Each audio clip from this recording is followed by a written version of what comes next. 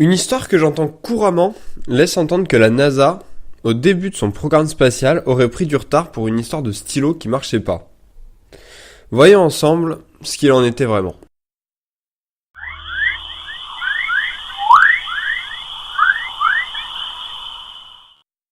Cette histoire que j'entends souvent nous raconte que parmi les problèmes rencontrés par les astronautes et cosmonautes pendant la conquête spatiale, il y a eu celui des stylos.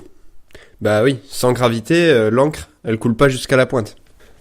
Pour résoudre ce problème, la NASA aurait commissionné une étude à Anderson Consulting qui aurait duré plusieurs années et coûté plus de 10 millions de dollars pour enfin aboutir à un stylo capable d'écrire dans n'importe quelle position ou en l'absence de gravité.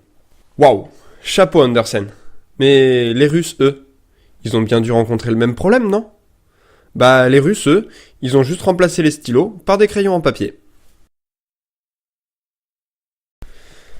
J'adore cette histoire. C'est une sorte d'application du principe de parcimonie dans le management et elle montre à quel point les gens fantasment plus la conquête spatiale qu'ils ne la connaissent vraiment. Malheureusement, elle est totalement fausse. Les Américains, eux aussi, ont utilisé des crayons. Ils sont quand même pas si cons que ça. Mais la présence de poussière de graphite pouvait foutre le bordel dans l'électronique de bord, sans parler du risque de se prendre un bout de mine dans l'œil. C'est Paul Fisher, en 1965, qui met au point un stylo capable de marcher en apesanteur, dans l'oxygène pur et à des températures comprises entre moins 30 et plus 120 degrés. Il en a assumé seul tous les coûts de développement, seulement un petit million de dollars. Et il a fait fortune en écoulant son stock et les cosmonautes soviétiques utilisent maintenant le même type de stylo.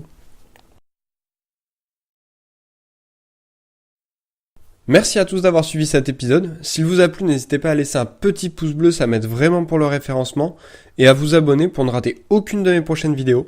D'ici là, perdez-vous dans les étoiles. À la prochaine.